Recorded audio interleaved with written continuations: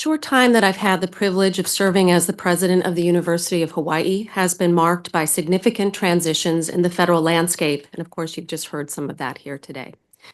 In the last 2 weeks, there have been many changes announced by the new administration in Washington, D.C. that significantly affect higher education and have raised numerous questions.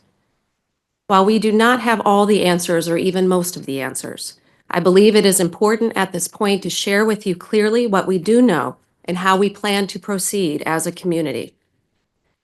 Policy changes are anticipated in any administrative transition, but it is fair to say that the scale and speed of the executive orders issued by President Trump have been extraordinary. An executive order is a directive from the president that orders the government to take specific actions to execute the law. They typically concern the operations of the federal government and apply to recipients of federal funds. Universities receive significant federal funding and so are very implicated by these orders. Importantly, executive orders must be consistent with existing laws that are passed by Congress. The recently issued executive orders impact multiple areas, including diversity, equity, inclusion, and accessibility, DEIA, or sometimes DEI programs, research funding, immigration enforcement on our campuses, Title IX protections, and more. Just a few days ago, the administration called for the termination of the Department of Education, and yesterday, a ban on transgender athletes in women's sports. It is very likely that additional changes will be announced in the days ahead. I want to assure members of this community that leaders from across the university are meeting regularly and working hard in conjunction with the Board of Regents to determine how we will respond to these orders. We are also working with the governor's team and members of the legislature to ensure a coordinated and thoughtful response. First, more on the orders themselves. The new administration has issued an executive order banning DEIA-related policies and programs in federally funded programs. Given the large number of federally supported programs at UH that could fall within this definition, the potential impact on the university is significant. Also at stake is federal research funding, both in the realm of DEIA and grants relating to what is referred to as environmental justice. The federal government paused grant funding in these areas pending review for compliance with the administrative's executive orders.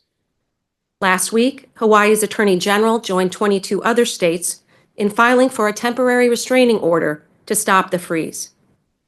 As of today, many agencies have resumed funding pending the outcome of that litigation. Other agencies, however, continue to issue stop work orders to some researchers at UH, requiring them to assert compliance with the executive orders in order to receive their funding. What these executive orders mean for our institution, it's complex and uncertain. There is no question that the financial implications are potentially significant. Notably, however, the executive orders do not define what DEIA or environmental justice means, and this fact has been noted in several of the lawsuits that have been filed. Federal civil rights laws continue to be in effect, as well as state anti-discrimination laws. In addition, we have accreditation requirements that explicitly mandate considerations of diversity and equity.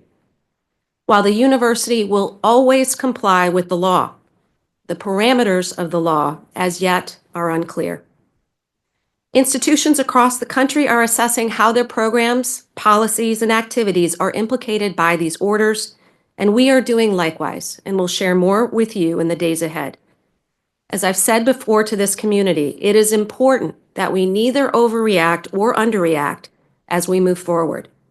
We remain firmly committed to our core values, including fostering a respectful and welcoming environment for every member of this community. We are also working with our federal partners daily to advocate for continued research funding that is essential to our state and to our world, and we have provided evidence in support of the state's litigation. There is also growing concern about increased immigration enforcement on college campuses. It is important to note that we are not aware of any such activity directed at the university at this time. The University of Hawaiʻi will not share student or employee information unless it is legally required to do so. In addition to other changes, the new administration has reversed many of the Title IX protections that were expanded in recent years. As a result, the rules in place during the first Trump administration are now in effect. We remain committed to providing a safe and fair campus environment for all students and employees, and we will work to support those who are affected by these changes. In the days ahead, we will work together as a community to determine what the law requires and what this university must do in response. We no doubt will be faced with difficult choices on which reasonable people will disagree in good faith. We must not let that diminish our resolve to face these issues together. To that end, I will be forming an advisory council of stakeholders from across the UH system to provide an ongoing line of transparent communication and a forum for community voices to be heard. An announcement will be made soon with more information. We also will continue working closely with Hawaii's congressional delegation, with Governor Josh Green's office, the State Attorney General, and our community partners. We are unified in our desire to shepherd the university and the state through the tumultuous moment that we are in for higher education. In closing, let me say clearly, as we weather changes that may feel overwhelming at times, do not lose sight of what remains constant and certain. Most importantly, every individual on our campuses is a vital member of our ohana. No matter where you came from, who you are, what you believe, or who you love, we see you, and you are welcome here. Our faith in the significance and the honor of what we do at this university remains strong.